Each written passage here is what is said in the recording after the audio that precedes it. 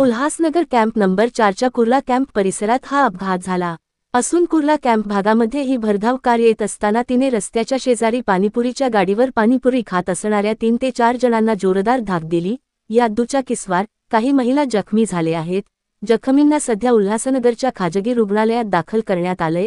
Car चालकाचं गाडीवरील नियंत्रण सुटल्याने हा अपघात झाल्याची माहिती समोर येते आहे। त्यात एक दुचाकी आणि पाणीपुरीच्या गाडीला धडक देऊन नुकसान झाले आहे। सध्या घटनास्थळी पोलीस पोहोचले असून कार चालकाला पोलिसांनी ताब्यात घेतले आहे। दरम्यान कार चालक हा मद्यधुंद अवस्थेत होता का त्याची देखील चौकशी पोलिसांकडून सुरू केली गेली। मुख्य संपादक संजयभाई वाघोदे, युगांधर, महाराष्ट्र न्यूज, उल्हासनगर। काम मी पाठवतो तुला भाऊ, तू फक्त टॉर्च मार, मी पाठवून देतो।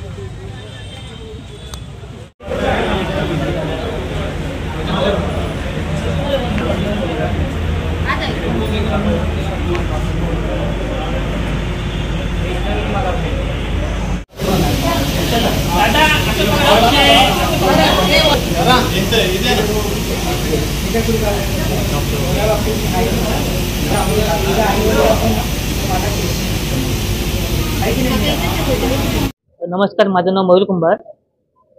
तिथं आता पाणीपुरीवाला होता, तिथं आम्ही सगळं होतो। तर मी पार्सल घेत होतो, उभं होतो तिथे।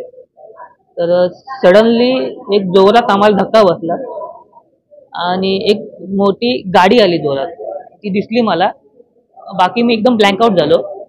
कुठल्याला बघितलं तर खाली खड्ड्यामध्ये एक ॲक्टिवा आणि काही जण लोक ओढत होते। ॲक्टिवा सोबत एक माणूस पण पडला होता। माझ्या पायाला आता फ्रॅक्चर झाला तर डॉक्टरांनी सांगितल्याप्रमाणे, आणि 2-3 जणांना लागले जवळपास। हो, जोरात होती ते।